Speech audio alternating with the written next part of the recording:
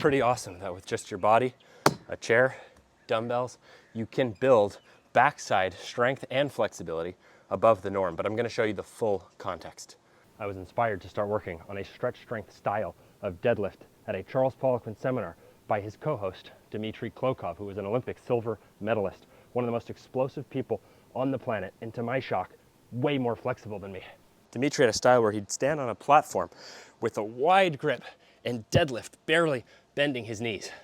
I was already obsessed with a stretch strength style of split squat, which had helped rescue my knees and lower body mobility, so it only made sense to add a strength style of deadlift.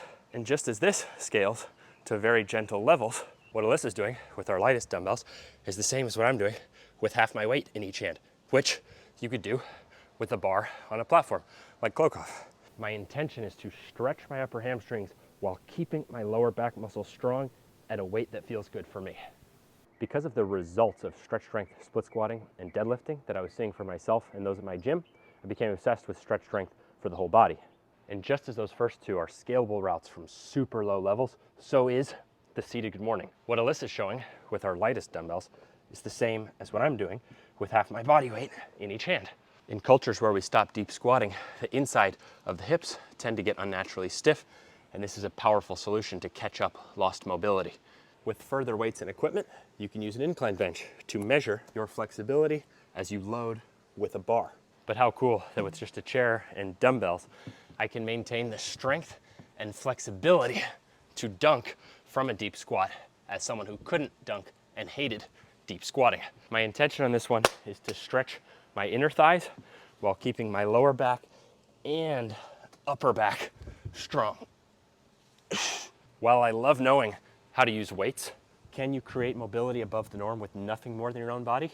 Absolutely. Here are two examples I keep in my routine to this day. Number one, 20 reps per side in the elephant walk. Elevating the hands scales the flexibility. Thanks to Jeff Wolf, who has a background in gymnastics and calisthenics, for teaching me this one.